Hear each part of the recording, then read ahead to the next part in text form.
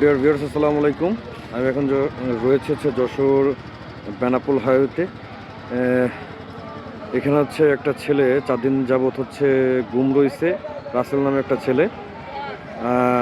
সেই ছেলের খোঁজের জন্য এলাকাবাসীর কাছ থেকে এলাকাবাসী এখানে হচ্ছে এলাকাবাসী দেখতেই পাচ্ছেন, এই যে রাস্তা অবরোধ করে এই যে আগুন দিয়েছেন। রাস্তা অবরোধ করে হচ্ছে সেই রাসেল গুমের সুষ্ঠু তদন্তের জন্য তারা হচ্ছে এভাবে অবরোধ জানাচ্ছেন। এই যে দীর্ঘ লাইন দেখতে পাচ্ছেন, গাড়ির কিন্তু দীর্ঘ লাইন এখানে দেখতে পাচ্ছেন আপনারা। এই যে দেখেন, রাস্তা অবরোধ করে এভাবেই তারা গুমের যে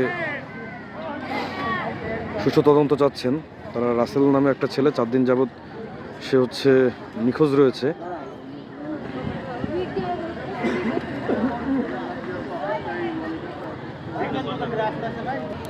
অলরেডি দৃষ্টি হয়েছে, দেখতেই পাচ্ছেন এখানে প্রচুর লাইন। আর ওখানে তো দেখতেছেন অলরেডি লক দিয়ে কিন্তু রাস্তা তারা হচ্ছে ব্লক করে ফেলছে এলাকাবাসী। এখানে এমনি হচ্ছে গাছের অনেকগুলো লক রয়েছে, তারা অলরেডি কিন্তু রাস্তা ব্লক করে ফেলছে, দেখতে পাচ্ছেন। তারা হচ্ছে সুষ্ঠু তদন্ত যাচ্ছে। একটা ছেলে হচ্ছে 4 দিন যাবৎ নিখোঁজ রয়েছে, সেই ছেলেটাকে যেন মায়ের বুকে মায়ের কাছে ফিরে দিক, সেই আশায় তারা হচ্ছে এই রাস্তা অবরোধ করছে। কারণ এ সম্পর্কে আমার আজকে সঠিক কোনো জানা নেই, কারণ আমার বাসা হচ্ছে যশোর সদরে।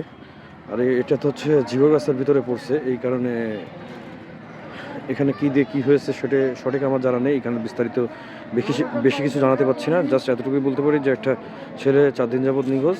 এখানে প্রশাসনের নিকট এলাকাবাসী একটা আকুল আবেদন জানিয়েছেন, কিন্তু ভাষাটা একটু ভিন্ন, একটু প্রতিবাদ এর ভাষা।